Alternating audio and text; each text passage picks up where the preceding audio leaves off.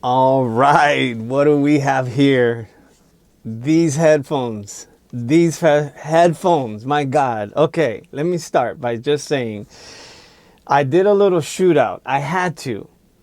My experience with headphones and my experience with making music is 30 plus years. And I had to put them up against some headphones that Andrew Shep swears by. I use Sony MDR 7506s. They're cheap. They sell them on Amazon. They last, with heavy use, a couple of years before they start to get a little bit tired. Get a new pair. They sound exactly the same. I've been buying them now for over 20 years. I've never noticed them sounding different. I am just really used to them. These headphones are very bright, but they're not flat. But that's okay. My ears have acclimatized to them, or my brain is acclimatized. Okay, so you heard him say that these are bright. So if you look on the right side, you'll see those spikes. And this is the signature frequency response from the Sonys coming out the factory. And you see the dip right there at about 150 hertz. This means that when you're making music, you will tend to overcompensate where there's dips and you will undercompensate where there's peaks. Because as you're working on your song, these areas on these Sonys tend to be higher in frequency, as you can see from the frequency response. And you'll see that at about 150 hertz, it tends to dip. It gives you that beautiful smiley face feel. So that's why they sound amazing. But this is something to consider when you buy headphones. And that's why I'm telling you about the Cali Audios. I also have my beautiful light, I could wear these to sleep, is the Sennheizer HD600s, okay? Okay, so these are the Sennheizer HD600s.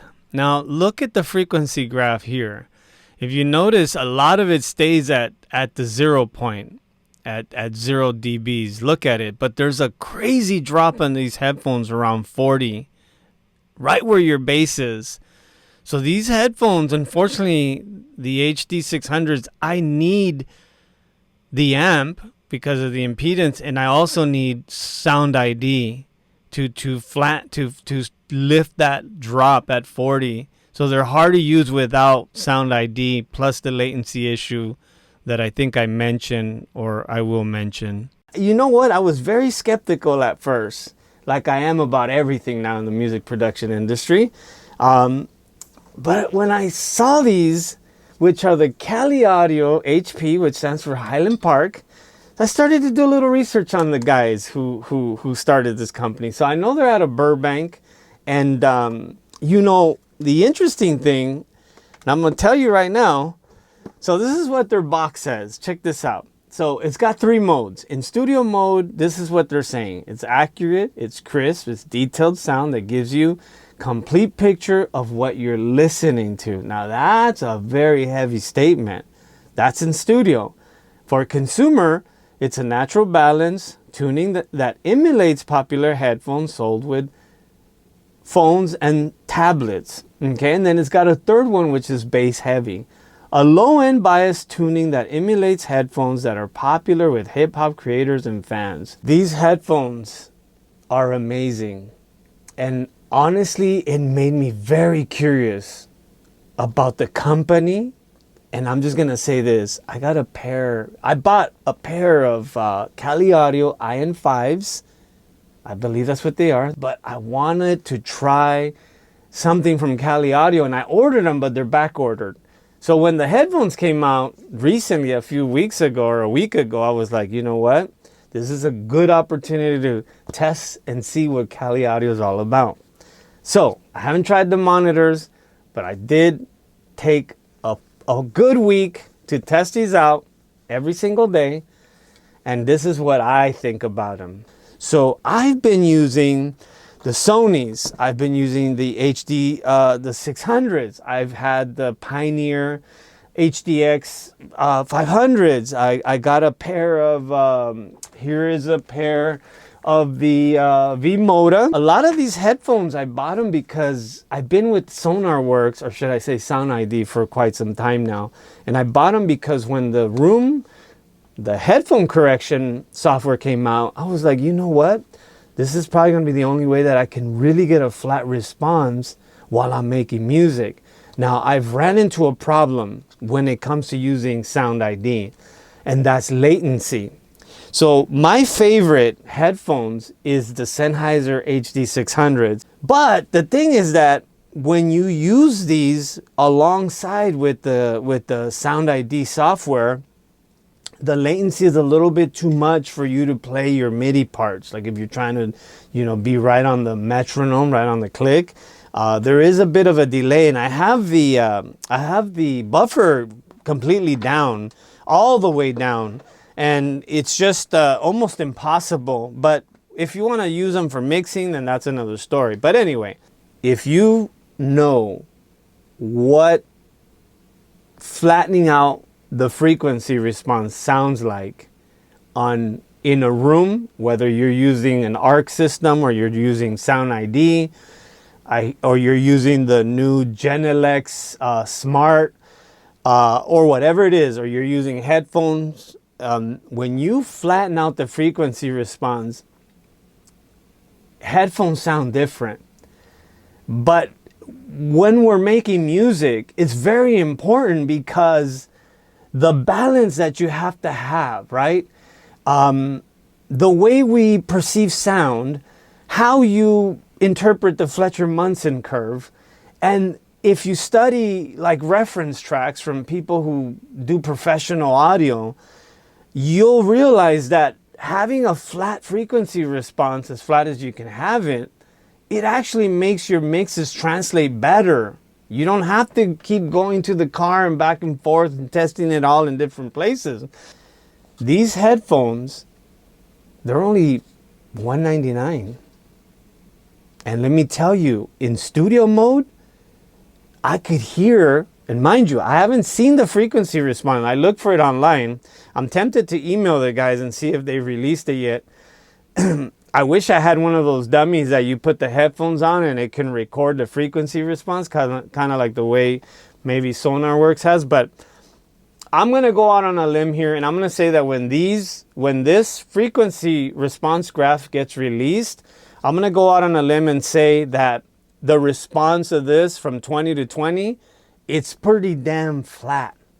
But the beautiful part is that these headphones have digital processing inside, okay?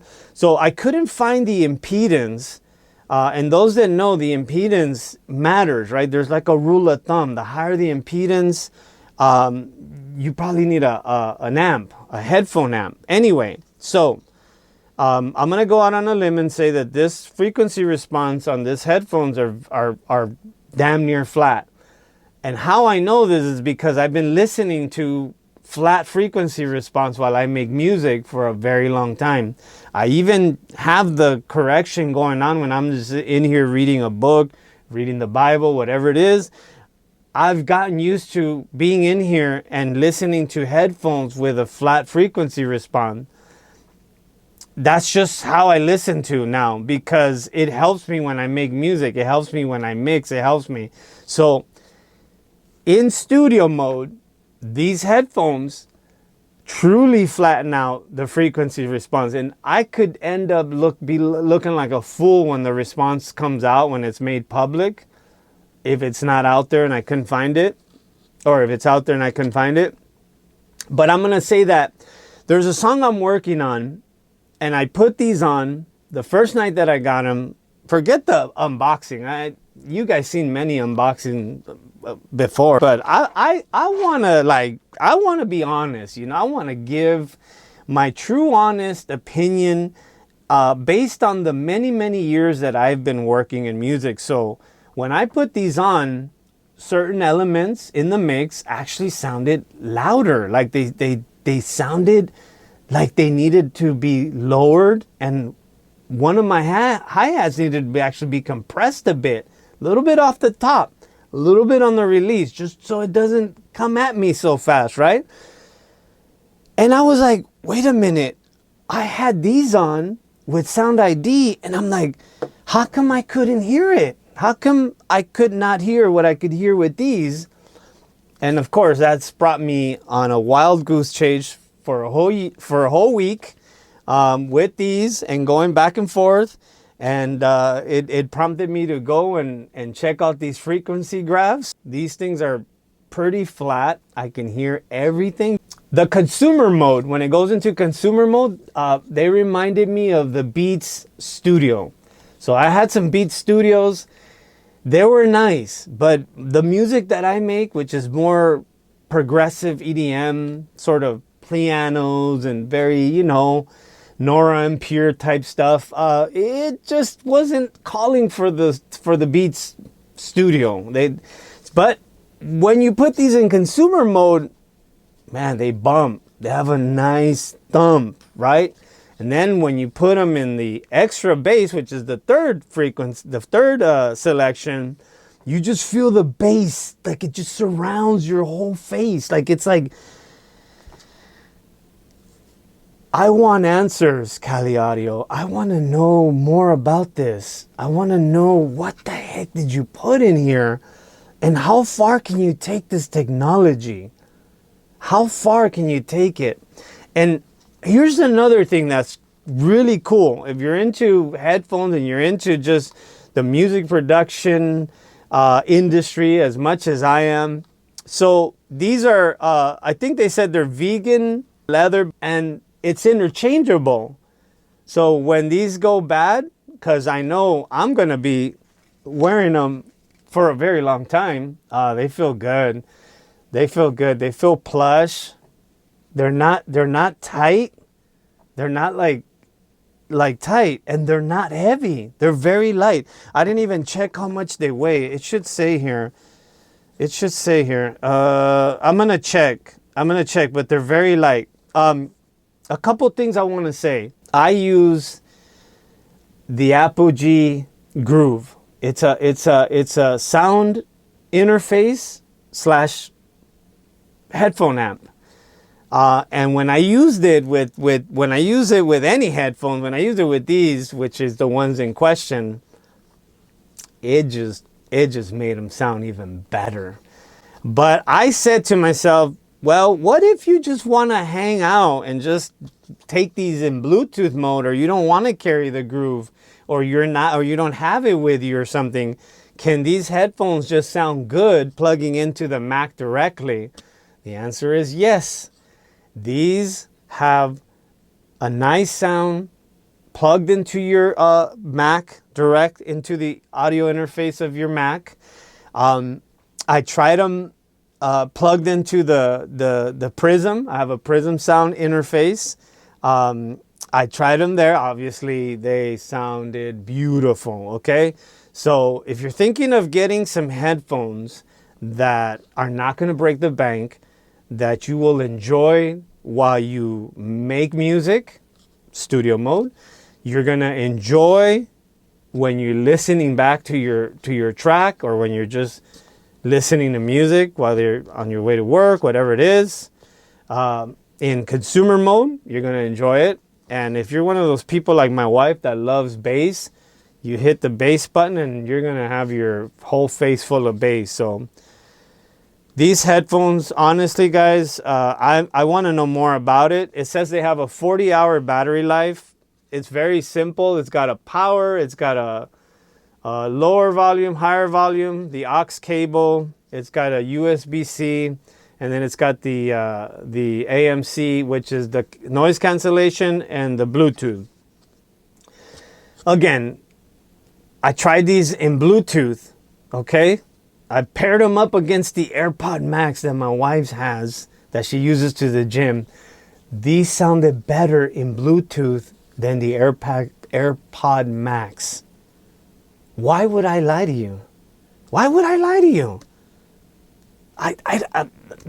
Again, I'm not doing this for recognition. I'm not doing this because Cali Audio is paying me.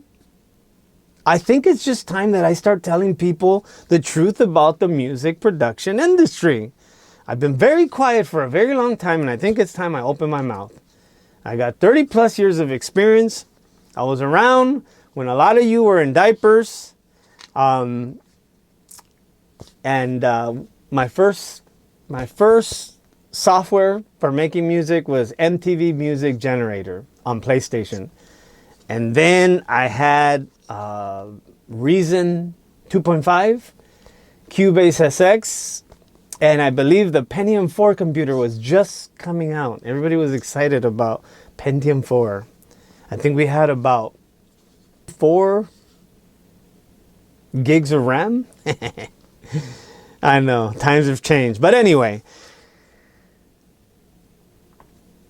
get yourself some of these headphones, guys, if you really want to make music and not have to be going back and forth to your car. But anyway, I am completely melted in thankfulness about these, and I just thank God for allowing me to be here today, to be able to talk to you guys about them. And I'm going to be enjoying these as I have already for a full week. And I can't wait to get the monitors from Cali Audio. And yeah, that's it. I'll see you on the next one.